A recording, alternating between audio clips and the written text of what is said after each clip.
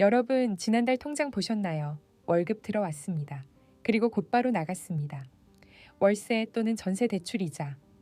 그게 다 나가고 나서 남은 게 솔직히 얼마나 되시나요? 저도 그랬습니다. 매달 월급날이 기쁘지 않았습니다. 들어오는 돈보다 나가는 돈을 먼저 계산하게 됐으니까요. 근데 신기한 얘기가 있더라고요. 집값이 폭락했다고 욕먹는 도시에서 사람들이 오히려 더 여유롭게 산다는 얘기. 집값이 떨어지면 나쁜 거 아닌가요? 오늘 저는 이 질문 하나를 끝까지 파보려 합니다. 직장인 김 씨는 서울에서 월 280만 원을 법니다. 나쁜 월급이 아닙니다. 평균은 됩니다. 근데 월세가 75만 원입니다. 교통비 13만 원, 통신비 7만 원, 보험료 12만 원, 고정비만 벌써 107만 원. 여기서 식비, 경조사비, 적금까지 빼면 이번 달도 적자입니다. 김 씨는 이런 생각을 합니다. 내가 뭘 잘못하고 있는 걸까? 잘못한 거 없습니다. 우리가 지쳐가는 이유는 크게 두 가지입니다. 첫 번째, 임금이 물가를 못 따라갑니다. 두 번째, 그리고 이게 더 중요한데 주거비가 월급의 너무 큰 부분을 잡아먹고 있습니다. 식비는 줄일 수 있습니다. 옷은 안 살 수 있습니다. 근데 집은요? 집은 안 살 수가 없잖아요. 그래서 주거비는 다른 지출과 다릅니다. 이건 선택이 아니라 의무입니다. 그 의무가 너무 비싸질 때 사람들은 지치기 시작합니다. 이제 조금 화가 날 수 있는 얘기를 해볼게요. 집값이 올랐다는 뉴스 보면 어떤 기분이 드세요? 집 있는 사람 뿌듯하다. 집 없는 사람 절망스럽다. 근데 집 있는 사람한테 물어볼게요. 그 오른 돈 지금 쓸 수 있어요? 팔지 않으면 못 씁니다. 그리고 팔면 어디로 가야 하죠? 또 다른 비싼 집을 사야 합니다. 집값이 오르면 수혜를 보는 사람은 사실 아주 한정적입니다. 다주택자, 투자 목적으로 들어온 자본, 그리고 타 지역으로 이사 가는 1주택자, 그게 전부입니다. 강남에서 40년을 산 할머니가 있습니다. 집값은 30억이 됐습니다. 근데 할머니는 요즘 냉장고 비우는 게 무섭습니다. 종부세 나옵니다. 관리비 나옵니다. 병원비 나옵니다. 현금은 없습니다.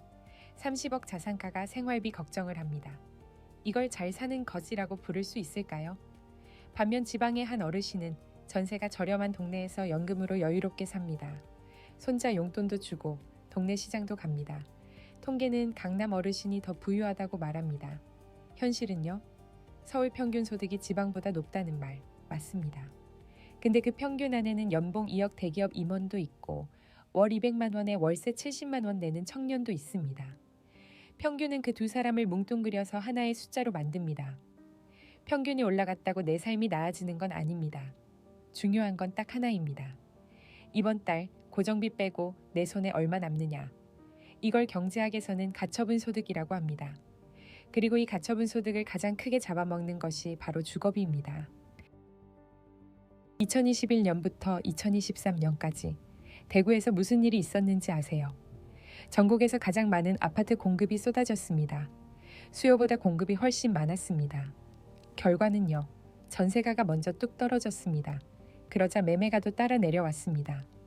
뉴스는 이걸 폭락이라고 불렀습니다. 인터넷에서는 망한 도시라고 했습니다. 근데 저는 그 시기 대구에서 새 들어 사는 사람들 얘기가 궁금했습니다. 집주인이 세입자한테 연락을 합니다. 제발 더 살아주세요. 전세금 좀 낮춰드릴게요.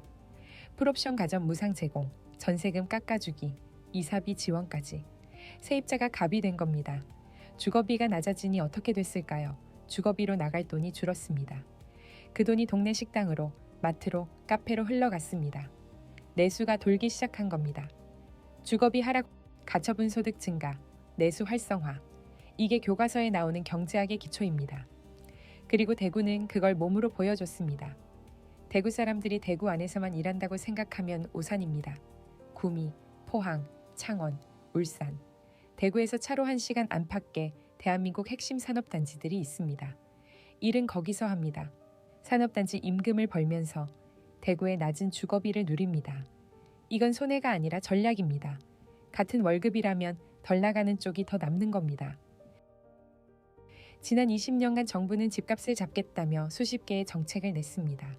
대출 규제, 보유세 인상, 임대차 3법, 분양가 상한제. 결과가 어땠죠? 서울 집값은 규제를 비웃으며 올랐습니다. 전세 사기 피해자가 늘었습니다. 청년들은 더 절망했습니다. 왜 그랬을까요? 수요를 억누르는 것과 공급을 늘리는 건 완전히 다른 문제입니다. 대출을 막으면 집을 살 사람이 줄어들 것 같습니다. 근데 실제로는요, 현금 있는 사람만 사게 됩니다. 자산가와 서민의 격차만 더 벌어집니다. 집값을 진짜로 낮추는 방법은 하나입니다. 살 집을 많이 짓는 것. 공급이 수요를 압도하면 집주인이 가격을 올릴 수가 없습니다.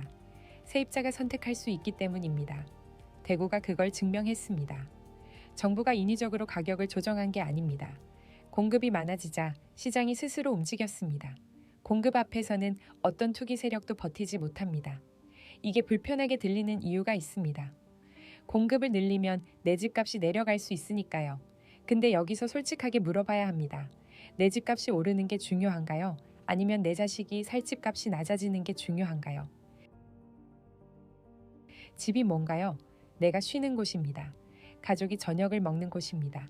잠드는 곳입니다. 그게 전부여야 합니다. 근데 언제부터인가 집이 주식이 됐습니다. 오르면 이득, 내리면 손해, 그 숫자에 사람들의 감정이 묶였습니다. 그래서 집값이 내리면 사람들이 불안해합니다. 자기 자산이 줄어든다고 생각하니까요. 하지만 팔지 않으면 그 숫자는 아무 의미가 없습니다. 정말 중요한 숫자는 이겁니다.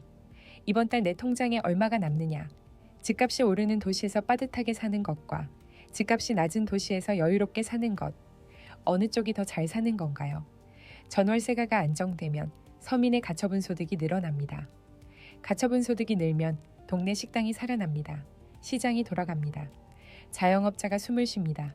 그게 내수입니다. 그게 우리 경제의 근간입니다. 그리고 그 모든 것의 시작은 공급입니다. 집을 충분히 짓는 것, 전월세가를 낮추는 것, 서민이 주거비 걱정 없이 사는 것. 이게 부동산 문제의 답입니다. 복잡한 규제도 어려운 정책도 아닙니다.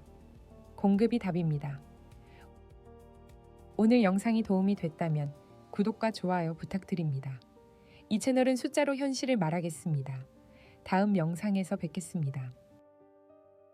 오늘 내용이 도움되셨다면 구독과 좋아요 꾹! 경제와 정치는 룰루비대와 여러분의 생각은 어떠세요?